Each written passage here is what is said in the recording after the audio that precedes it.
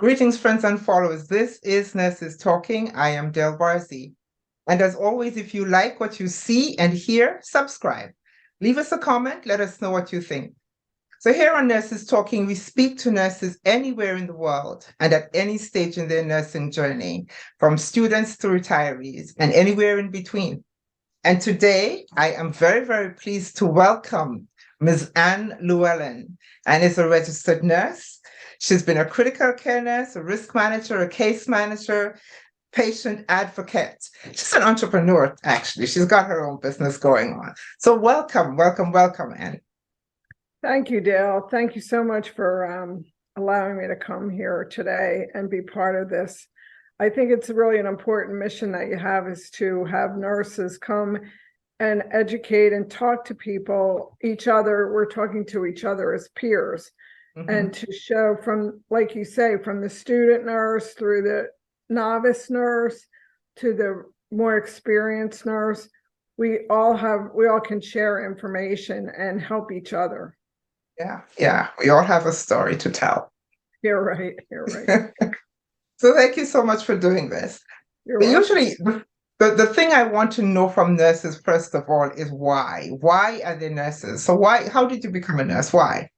Well, it's funny, and I've been a nurse since 1973. I graduated from high school in 1972, and that summer before I became a senior, I had been working in my father's office, and I really didn't like it. And I thought I was going to be a secretary. That was the track I was on in high school.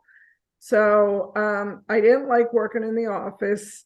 I felt it very confining, and I just didn't really like it.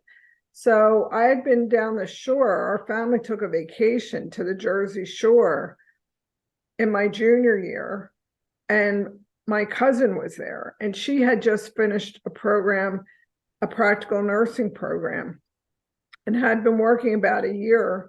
And I was telling her, I said, oh, I just really don't know what I'm going to do, because I picked this track of being a secretary or secretarial track in high school. And I said, I really don't like it. I said, but I'm not really ready for college. And she said, well, why don't you look into this practical nursing program?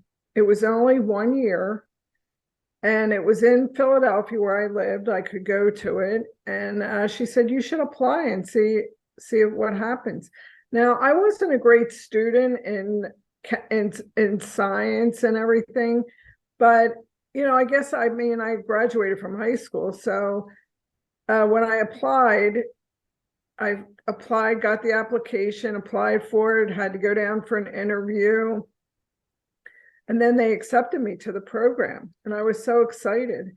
And then I called my friend Mary, who we had grown up with together, but she moved when we were like in third grade. She moved away, but we always kept in touch.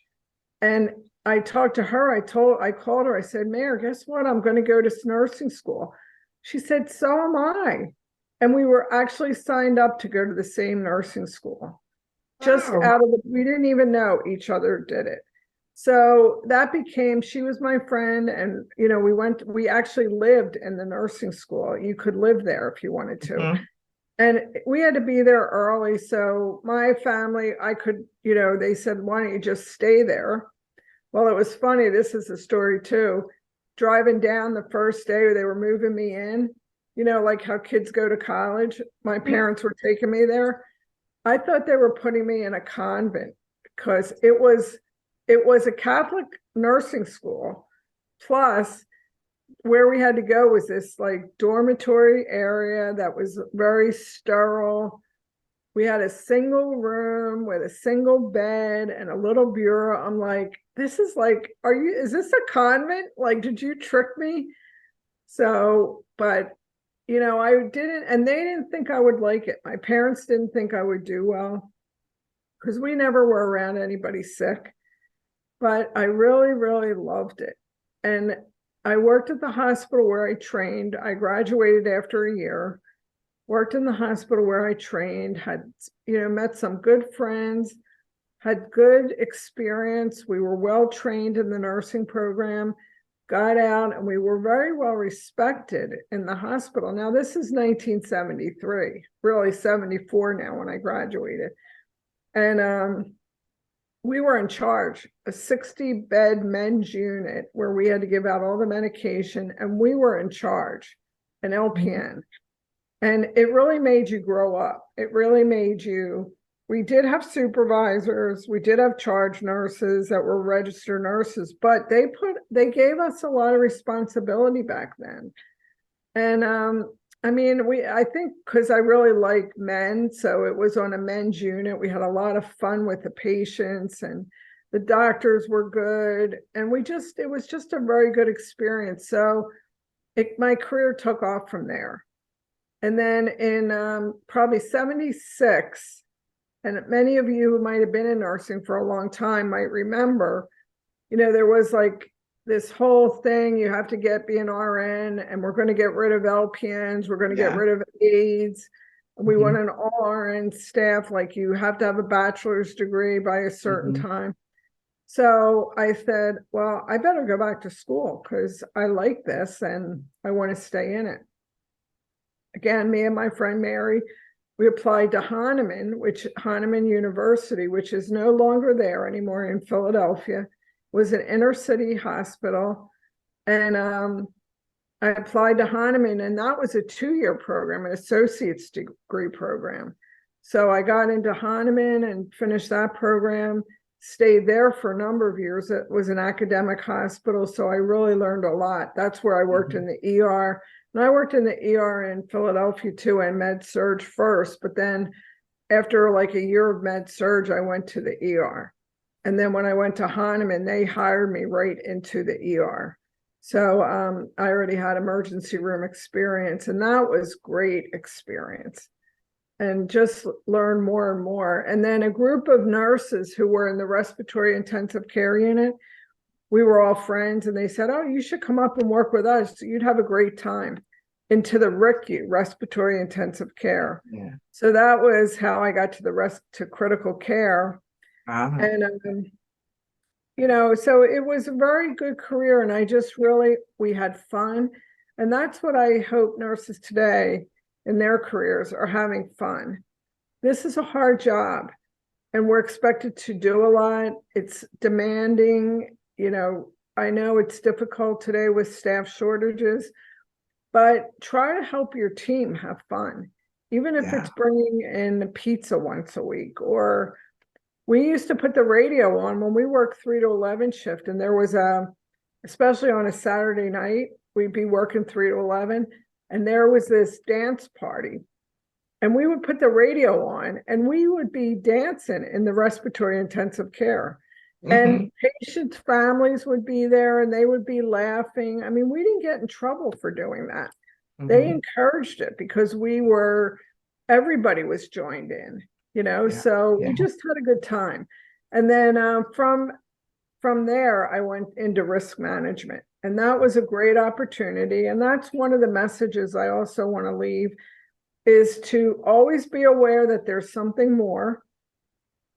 Always be open to it. Don't be afraid to take a risk, even if you don't know what it is, because that's what happened to me with the risk management. I was working on the respiratory intensive care unit, and I had to go pick up a patient from the ER one day.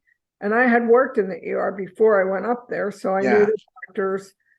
And this Dr. Flores said to me, Anne, my wife, who was a risk manager at a company outside, private company, she's going to go to nursing. She's going to law school, and they're looking for somebody to take her place. And I thought you would be a good person for that job. And I was very touched by this, because this doctor wasn't like a warm and fuzzy doctor, but I think he knew me from years of working, and he knew I had a good work ethic. He knew I was, would ask questions if I didn't know something. And so he recommended me for the job. Again, I really didn't know what a risk manager did, except that if something happened bad, the risk manager showed up. That's about all I knew from a risk manager. So I went for the interview. I met with the attorney, And he asked me a series of questions, and then I had to actually answer some questions, like scenarios.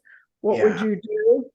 I mean, I had never been trained in risk management, so it was just my base knowledge as a nurse and Mm-hmm. as, you know, a 25-year-old, you know. So um, I got the job.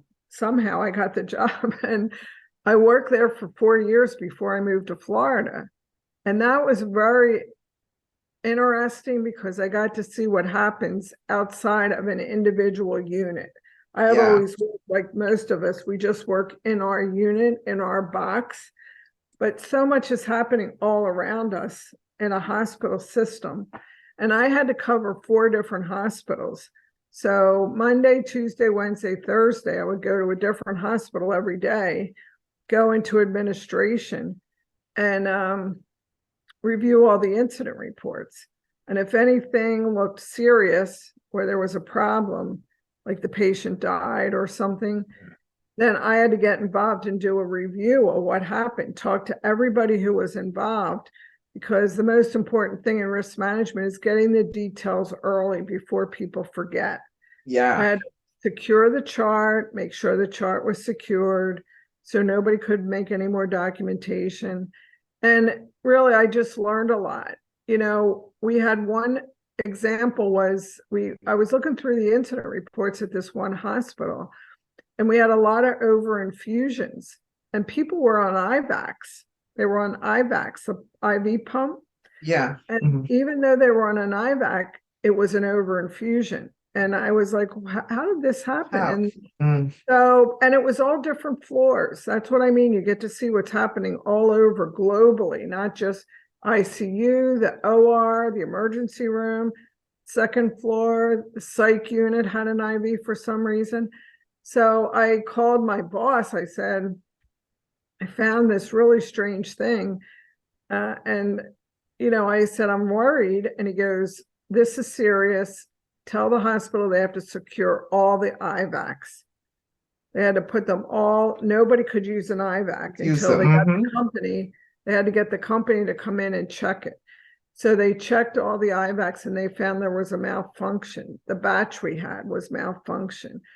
So that was a good pickup, Mm-hmm. you know, because then we really didn't have any disasters because of it, but we picked it up early. Before, But yeah. because people filled out the incident report, and that gave us insight something was wrong. And the fact that it was happening all over the hospital was another Yeah. trigger. So that was an experience that I was very glad I took advantage of. Taught me a lot, taught me how to communicate well with all different levels of physicians, Yeah. nurses, aides, the patient, because I would have to talk to the patient and the family, because we were the risk manager for the hospital. So we were the defense.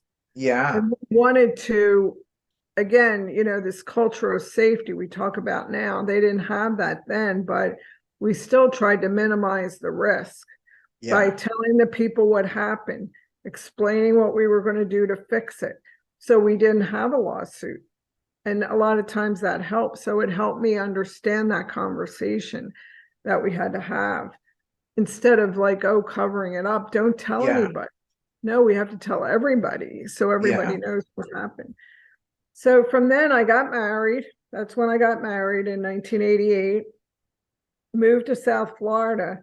And a friend of mine, I was working in the ER. I had gotten a traveling nurse job because I was really busy with my job, planning a wedding. And I said, how am I ever going to do this and move and then get a job in Florida? Mm-hmm. So I had read an article in one of the nursing magazines about traveling nurse. So I called up the traveling nurse company and told them I was moving to Florida, Fort Lauderdale, and did they have any positions? And I wanted to work in the ER. I wanted to go back to the ER. And so they said, oh, yeah, we have plenty of positions. Where would you like to work? And I said, I don't know anything about where I'm moving to. I didn't know Mm-hmm. any of the hospitals in the area or anything. So they said, okay, well, let us put out some feelers and we'll call you back. They called me back in like a week and they said, we have an interview at the Imperial Point with the charge nurse, with the head nurse. And it was great. But, you know, I'm from Philadelphia, so going to a place where it's sunny and nice in February, I got married in March, so it was March, April, May, right before the nice weather started. In Florida, it was already nice. Yeah. So I was at the pool every day, and I was like talking to all the other people who were travelers, and I was so surprised at all the different types of travelers there were, where they had been. This was my first and only assignment. I have a friend who was still in Philadelphia, not Mary, the same friend, another friend, who she was a case manager, and she was working for a company called Intracor. And so she said, you know, you're in South Florida, Fort Lauderdale, and we're opening an office down there in Fort Lauderdale, and we need case managers. Do you want to try it out? I said, what do they do? I really didn't know what a case manager was. Now this is 1988. So I, went for that interview, and the person who interviewed me, her first question was, what do you think a case manager is? I said, I really don't know. I said, Ellen told me what she does, and I thought it sounded interesting. So I wanted to apply. That's all I said to her. And she said, well, this is my version of case management. The supervisor who's interviewing me, she said, my version of case management is, and they only hired nurses. So a nurse case manager is someone who understands what the patient needs, when they need it, at the right time, in the right setting, for the most cost-effective price. Yeah. And I listened to her and I thought, yes, I understand that. I can see that. That sums it up quite well. Right. And it said that's what I do. And a nurse case manager educates the patient about their condition so they can start to take care of themselves and their families, and we help them get the resources that they need to do that. So I was very like, wow, that sounds like a great job. Again, I got hired, started doing that, had to go through orientation. And at that time, this is 1988, we didn't have computers. So when we got a new case, they would send us a box, and the whole chart was in the box. And we had to read the chart, decide what was wrong with the patient. And usually, because we were called catastrophic case managers, so we were dealing with head injuries, spinal cord injuries, transplants. AIDS was very big at this time, 1988 in Fort Lauderdale, AIDS. And so we would have to go see the patient. First, we would get the box, read the chart, then go see the patient if they were in the hospital or they were home. And we didn't get in there really early. So a lot of these patients were pretty sick and had already spent a lot of money of their insurance policy. So this was my first experience in really understanding the business side of healthcare and the cost of healthcare and how insurance worked and how people, if they didn't have good insurance, they really didn't get care. Yeah. I mean, these would be those marginalized people who maybe could go to the ER, but didn't get home care. Their families had to take care of them. Yeah. Or they didn't get the medication because they couldn't afford it. And they didn't tell anybody. They just didn't take the medicine. Yeah. You know, now we know if you tell somebody you don't have money, we can help you get it. But we weren't understanding at that time really social determinants of health. It was always there. It's always been there. We just didn't address it, I guess. Yeah, exactly. So I got into case management, and it was for me, completed the circle of nursing, because it showed me I worked in the ER, catastrophic, respiratory intensive care. We never knew what happened to those people after they left the hospital. This job, risk case management, showed me what happens on the other side when people with a spinal cord injury go home. And Yeah. the family has to take care of them, and they're done rehab. And this is your life. Yeah. My job was to help them adapt to the community then, to help them have the resources that their families could take care of them. We used to have a saying in case management, our job was to educate the patient, the family, provide the resources so we could work ourselves out of a job. Yeah. And turn it over to the families. And, so I worked with mostly people that had insurance. And so we could do resources. And from catastrophic case management, from the commercial side, like insurance with Aetna, Cigna, the big companies, Yeah. I moved into workers' compensation. Okay. So that was a whole nother area. And they call workers' comp like the premier insurance. Because when you get hurt on workers' comp, the goal is to give you all the medical care you need to get you back to work. So these people who were like down here in South Florida, we have a lot of landscapers, and they got hurt on the job. They sliced their hand off with the shears that they're working with, or a finger. And we would get those patients and they would have workers' comp. So they would get good care. They would get to see the best surgeon because we wanted them to go back to work. And so that was a whole new experience, workers' comp. And I really love that. And during that whole time, which I think is important for nurses to know too, I got involved with my professional organization of case management.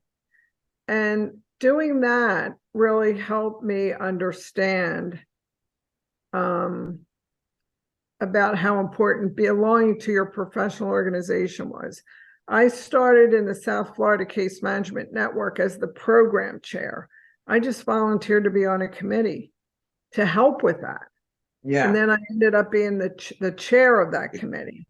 And then I became on the board of the local. Then I got on the state. Then I ended up finally as president of the Case Management Society of America for the whole organization at one point. And that opened so many doors for me.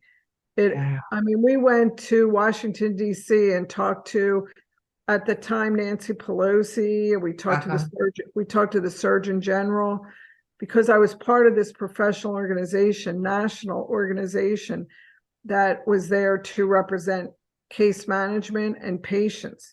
So it opened a lot of doors that I would really recommend any nurse, you should belong to your professional organization. The American Nurses Association, if you're in a specialty area, find out who your professional organization is. And don't just join it, but be actively involved in it, because it will help you stay current. It'll keep you motivated in your job, and it will give you a lot of personal satisfaction. Yeah. Broadens your perspective. Yeah. I could go on. After case management, I went into publication. I became editor-in-chief of a magazine because I was, I just was tired of working in the hospital. Case management was a little bit tiring, and I had this opportunity, because I had left a company, and they said, "Ann, we want you to be our editor-in-chief." And I'm like, I can't even spell. I said, "You want me to be your editor-in-chief?" But they said, "No, we don't want you for that. We want you because of your expertise in case management, because we want you to help us know what we should put in this magazine." We have editors who will help you write and make you look good after you write something. And that's another tip for any nurse listening. You have a story to tell, just as Dale said when we started. All of you could sit here right now and give this same story of the work that you've done over your career. And people learn from it. Believe it or not, people learn from you. We all can teach each other. So that was another job that I took that I didn't know anything about. but had a wonderful experience.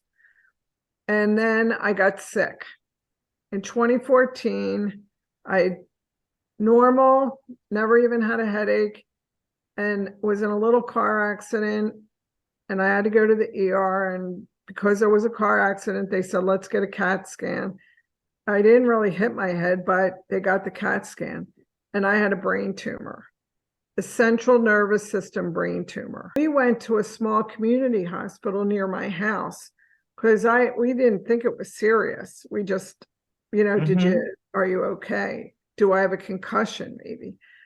So in the hospital, once I was diagnosed with a brain tumor, the neurosurgeon came in, and I had two friends. Again, your social network is very important.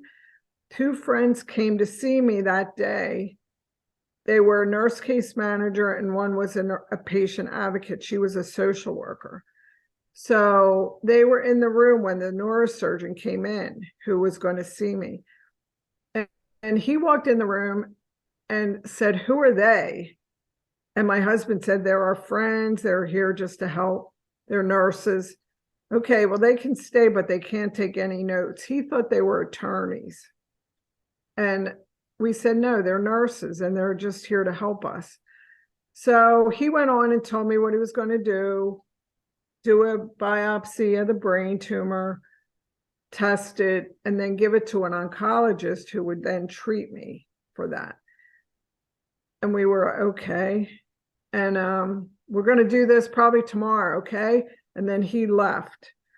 And my two friends who were there knew me, and they knew I didn't like that approach because he didn't even ask me how I was, what happened. He just, was very cold, and they knew me, and they knew that didn't really sit right. So turns out they left. They asked my husband if he would mind if they looked up, try to see if we could get to like University of Miami. And they found a friend who had a friend who had connections with Sylvester Cancer Center. And I always said, they came back and they said, they'll take you there. They have a doctor who will accept you. So we had to talk to the neurosurgeon to get discharged. I didn't sign out AMA. He did discharge me and to go to care down at the University of Miami. So that's what happened. And then I went down there, and that neurosurgeon said the same exact thing. We're going to do a biopsy. We'll have it tested. Then we'll connect you with an oncologist. The difference was how he told me it and his approach. Yeah. If you have any questions, looked at my husband. Are you okay? Do you understand? He was much more sympathetic. Yeah. But no one and plus he was a top neurosurgeon, and who they consulted with the tumor was a doctor who specialized in the type of tumor I had. I had a central nervous system brainstem tumor. And this doctor, that was his specialty area. So if I would have stayed in the other hospital, I had the neurosurgeon and I had the oncologist, but they weren't specialized. All right. And I'll never know what would have happened if I would have stayed there, but I have to believe I went to University of Miami for a reason. And that's why I'm still here. And not for nothing, but what a blessing that car accident was. Exactly. Yes, you never know. But, it taught me, and this is how I got into this nurse advocate role, which is the last part of my career, which we're in now, 2022. I realized that hospitals will never tell you we can't take care of you, or maybe this isn't the best place for you, because they could take care of me. Yeah. They did do brain surgery there. Yeah. They did do cancer therapy there, but that wasn't the best place. So that's why everybody needs an advocate when they go into the healthcare system. So you could have somebody. I was the nurse. My husband depended on me for advice for medical care. Yeah. Now I'm the one who was sick, and I really wasn't that coherent. I was like not really I don't really remember much of that whole time. Yeah. But so having my friends there who were advocates and have them go and help my husband, because he wasn't in any shape either. He was a wreck. Yeah, I can imagine. To be told I had a brain tumor. And just one other piece of advice that I hope every nurse, two pieces. One is to have your own malpractice insurance. Yeah. Do not work without your own malpractice. Even though the hospital says we're going to cover you, get your own. It's not that expensive. And if something happens, you might not even have been at fault. But if something happens and you're accused of it, and it's a thing where maybe you didn't file a policy, you could be without representation because the hospital will refuse to cover you. Yep. And will not provide. So please look into get your own malpractice. NSO, Nurse Service Organization, is the only one I know, but that's who I have my malpractice. Yeah. It's not expensive and the coverage is extensive. Yes. So the repercussions of not having coverage is very expensive. If you have to hire an attorney, if you get called before the Board of Nursing, you should have an attorney with you. And to having an attorney is very expensive, as you probably know. So that was one piece. The other piece of advice, which I was lucky because the company I work for, the publication company, had a good healthcare coverage and they had a disability policy. Okay. So, and we had to pay for it. It was like $5 out of my paycheck, but that was a godsend when I had the brain tumor. I could not work. My job couldn't hold my job, and I couldn't have went back if I wanted to. And I went on disability. I was on disability for 5 years and it gave me time to recover. Yeah. Not just a little recover, fully recover till I was ready to go back. And it paid 80% of my salary for 5 years. Wow. So please think about disability insurance. You never know what's going to happen to you if you can't work. I was the breadwinner. I was the person who made the higher salary in our family.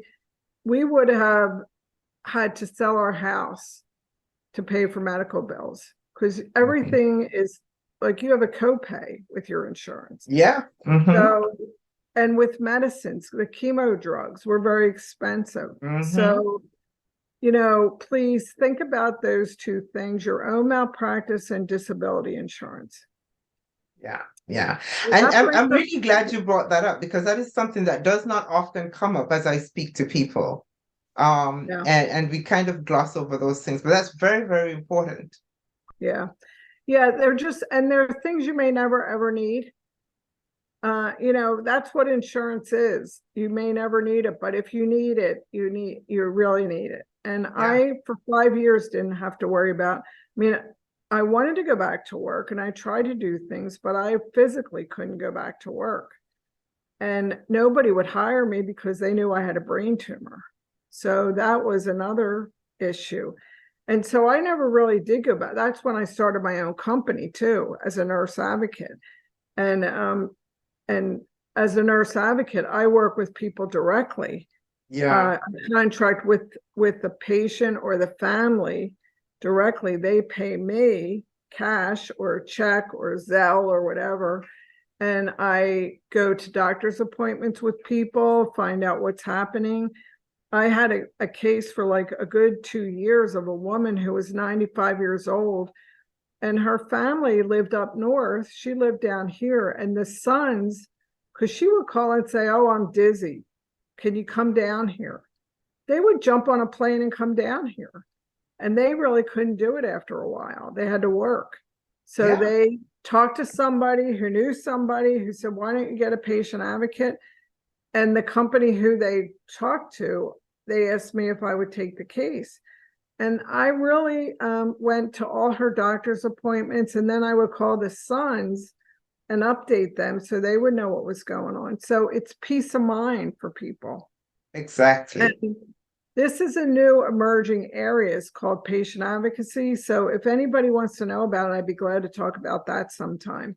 But it's a new area, and nurses are very well suited for it. Absolutely, absolutely. And it's, now that it's emerging, you wonder, how come we didn't do this before?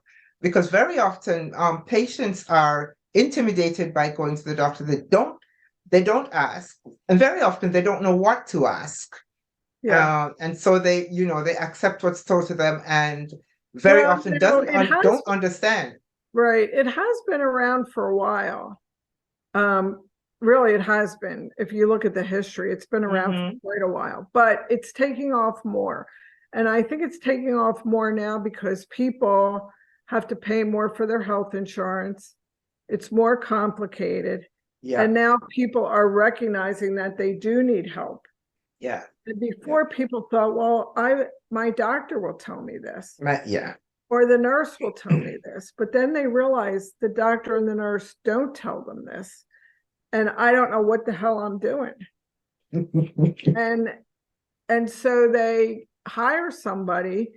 Now, what the bad part is of this is traditionally it's people who have some money Yeah, and people who don't have money.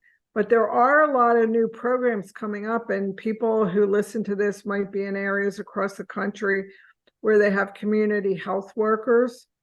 And community health workers are kind of in this position to help the community yeah, understand what's happening. So there is an understanding, and I think it's because of patient-centered care we talk about, that we understand that people, not even patients, but the people who become patients need education. They need yeah, help navigating the healthcare system. yeah, So there are these new programs coming out to help people do that.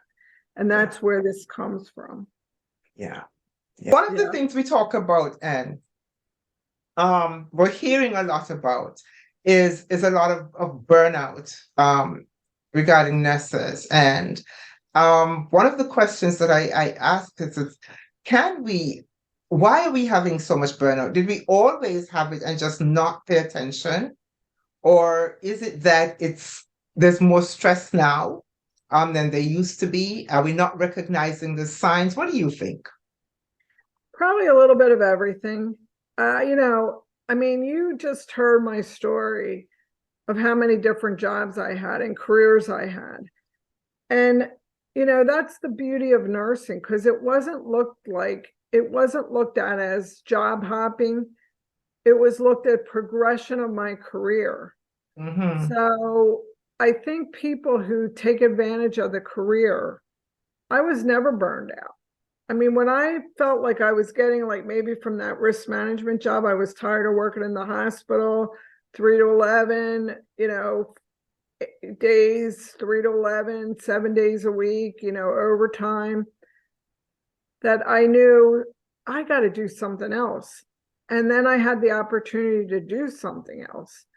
That's where I think nurses, we really need to realize that this is a wonderful career with a lot of opportunities, but Yes. you have to take advantage of them.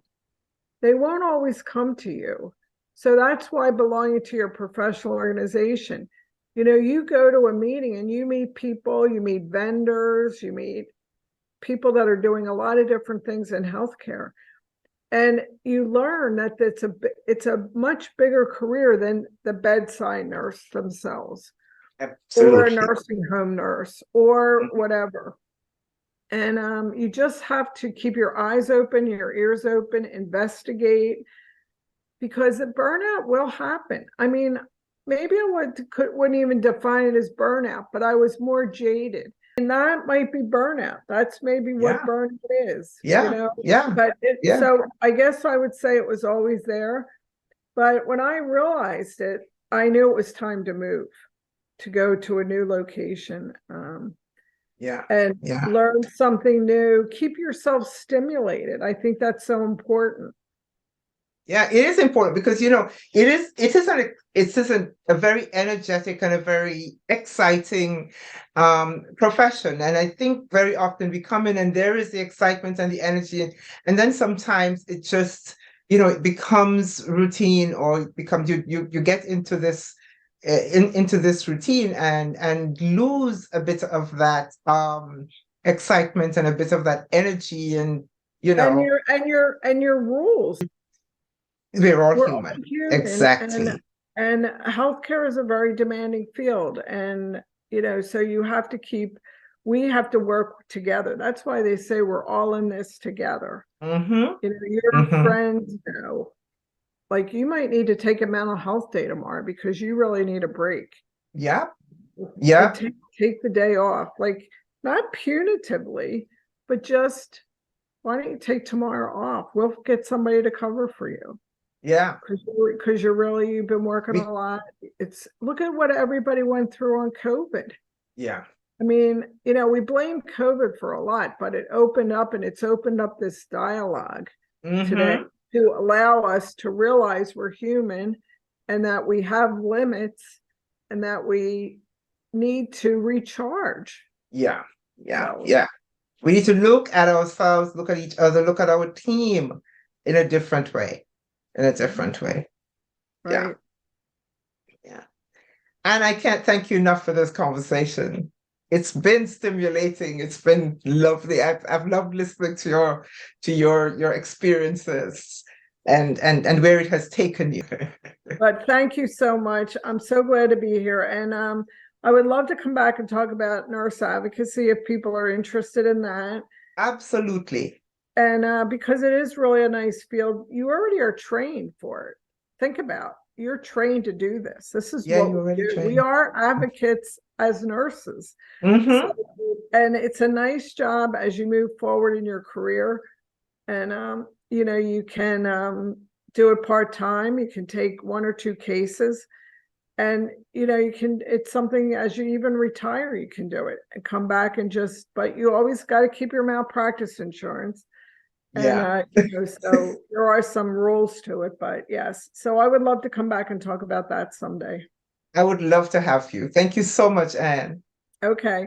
Thank you Have a so good one. much, and have happy St. Patrick's Day, everybody. It's March 17th. We're doing this, so thank you.